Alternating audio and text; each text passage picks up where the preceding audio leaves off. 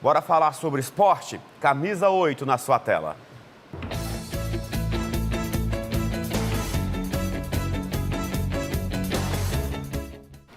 E se tem camisa 8 na sua tela, tem Josi Freitas também. Bom dia, Josi. Bom dia, amiga. Bem-vinda. Como é que foi o finde para você? Porque Fortaleza não foi nada legal, né? Não, meu foi tranquilo. Assisti todos os jogos possíveis e impossíveis aí que a gente faz, essa maratona de futebol no final de semana. Mas foi tudo tranquilo, né? Teve alguns jogos que basicamente já eram esperados os resultados. Outros que ficou ali no empate, muito amargo. E teve também o Fortaleza perdendo dentro de casa, viu? Complicada a situação, né, Miguel? E me conte aí os destaques do Lion, Olha, do PC. Não tem muito destaque, não. Se a gente levar de forma positiva, não tem, não. Nada. Tem mais negativa do que positiva. Mas o Fortaleza acabou perdendo por 2-0 aqui na Arena Castelão contra a equipe do Cruzeiro. E basicamente a gente teve aí dois tempos bem diferentes, né? O primeiro tempo, basicamente, o Fortaleza não jogou.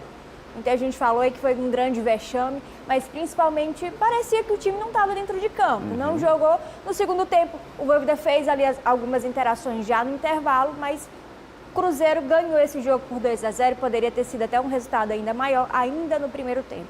Na volta do intervalo, como eu disse, o técnico Voivoda fez algumas mudanças, o Cruzeiro ali também tirou um pouquinho o pé, já estava com o resultado ali meio que planejado, já administrado, e aí basicamente diminuiu aí o volume de jogo, mas querendo ou não, a gente teve 15 mil torcedores no estádio. É um número muito pequeno quando a gente fala sobre os grandes clássicos, mas principalmente sobre as torcidas aqui do estado. Falar em um jogo do Fortaleza pelo Campeonato Brasileiro, em um domingo à noite falar que teve 15 mil torcedores, é um pouco decepcionante, né? E aí agora, basicamente, o Fortaleza tem outro confronto. Agora, nos próximos dias, dia 29, aliás, na quinta-feira, sobre Libertadores da América, né? Tem que deixar de lado essa parte do Campeonato Brasileiro e esquecer mais uma derrota aí seguida e pensar na Libertadores da América, que também um confronto muito, mas é muito difícil mesmo, vai jogar fora de casa na Argentina contra a equipe do Racing, e aí para eles basicamente tem que vencer, ou pelo menos empatar para ver se classifica para a próxima fase. Se perder, papoca. Já era, só resta mesmo a vitória, né? Esperar a vitória, mas algo que chamou muito a atenção, acho que não foi nem em relação dentro do jogo, mas principalmente depois do jogo, a gente sempre fica ali, os jornalistas ficam ali na coletiva esperando as palavras dos dois técnicos, e dessa vez o Voivoda, que é sempre muito carinhoso com a gente, muito atencioso, respeitador, sempre fala, passa até mais do tempo que a gente costuma ali para falar, não falou, ele entrou lá, disse assim, ó, eu estou aqui por respeito aos jornalistas, aos torcedores, mas não tenho condições de falar. Bora ver um pouquinho aí do que foi essa pequena coletiva de imprensa com o Voivoda, técnico da equipe do Fortaleza. Hoje não estou em condição de falar, entendido? Eu não tenho, sim, o vontade de falar, de a ver que aconteceu, para quê, entendido? Eu me apresento aqui por respeito a vocês, sim, por respeito ao torcedor. Se o torcedor quiere saber algo, aí está, lo que se vio dentro do campo, es o momento que estamos viviendo agora, entendido? É a primeira vez que faço isto, mas eu sinto essa necessidade. Que mais vou a falar? Não posso falar outra coisa. Estamos? Boa noite.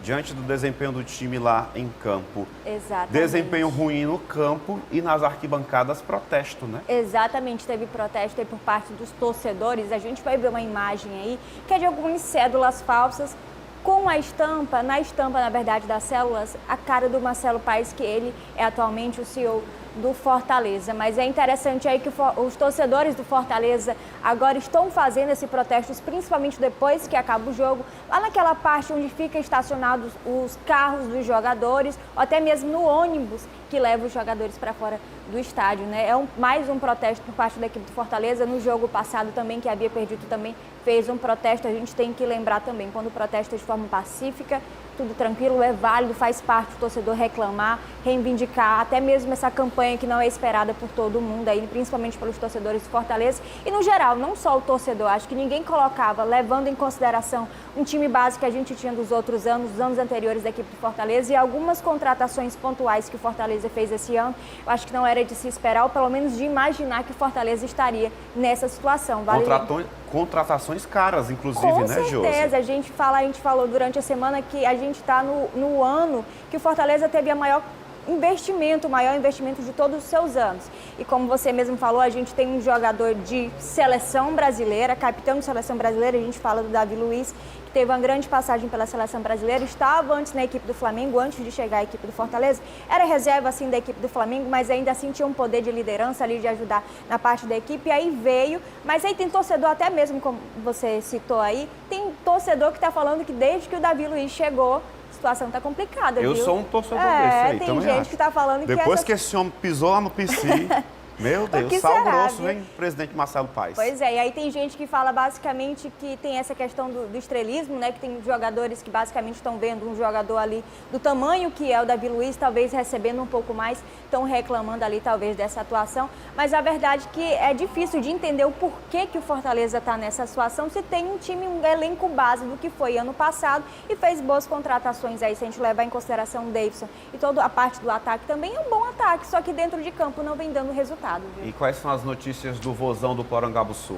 Vozão está mais tranquilo em campo, venceu o último confronto, tem um período aí também de tranquilidade para o próximo jogo contra a equipe do Atlético Mineiro. E aí tem 6 atividades durante essa semana para se preparar, mas é interessante a gente falar sobre isso, porque teve 3 dias de folga, né? Eu acho que para o jogador, para a parte da comissão técnica também, é até interessante falar, porque todo mundo precisa dos dias de folga, né? Ora, e aí tá não. tranquilo, não tá pressionado, vai para o jogo um pouquinho mais de boinha, como a gente costuma falar, mas querendo ou não, o Ceará está na parte de cima da tabela, está no primeiro lado da tabela, então tá mais tranquilo. A gente teve o Pedro Raul, que jogou no último jogo, que foi uma grande dúvida aí por parte do torcedor se viria ou não, mas jogou e por enquanto já tem aí uma expectativa confirmada de mais de 20 mil torcedores para o confronto entre Ceará e Atlético Mineiro pela 11ª rodada do campeonato.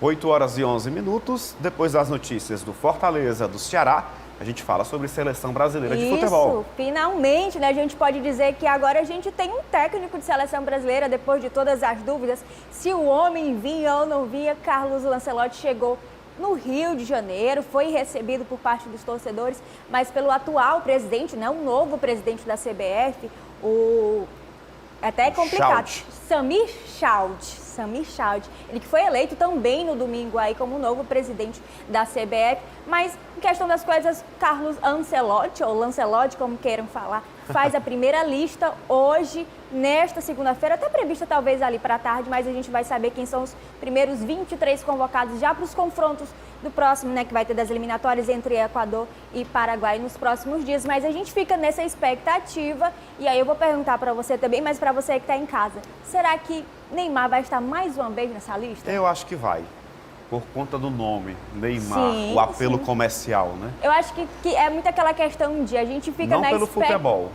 A gente fica na expectativa dele fazer um bom jogo dentro de campo. E a gente fica nessa expectativa, só que essa expectativa nunca se torna realidade, né? A gente vai ver, a gente está falando de um técnico vitorioso, tem inúmeros títulos, saiu do Real Madrid, que a gente coloca muitas vezes como o melhor time do mundo, ou entre os melhores. Então, assim, acostumado a treinar craques, a jogadores de maior categoria, de seleções brasileiras, de seleção brasileira, não só, mas de todas as seleções. Isso ele sabe treinar muito bem, e a gente espera que aí dentro da seleção brasileira a gente consiga, na verdade, aí talvez um título da Copa do Mundo que a gente merece. Com certeza. E para finalizar, a eleição da CBF que você já adiantou, hein? Exatamente, Samir Chaud foi eleito aí nesse domingo para ser o presidente da CBF. Ele foi eleito com 103 votos dos 141, né? Não foi unanimidade, mesmo tendo só uma chapa. Ele foi o único candidato, mas ainda assim teve a maioria dos votos. E dentro dessa eleição, depois que ele foi eleito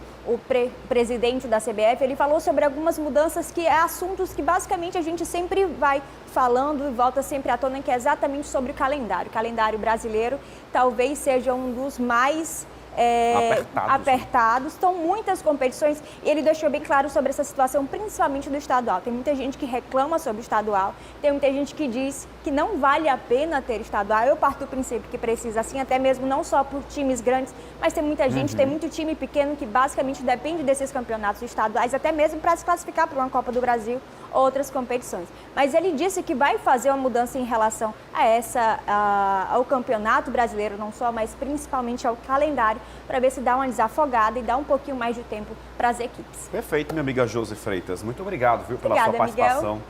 Bora lá. Tudo que tiver de futebol a gente vai falando, vai atualizando para vocês, viu? É isso. Josi Freitas, do Camisa 8, trazendo os destaques no Balanço Geral.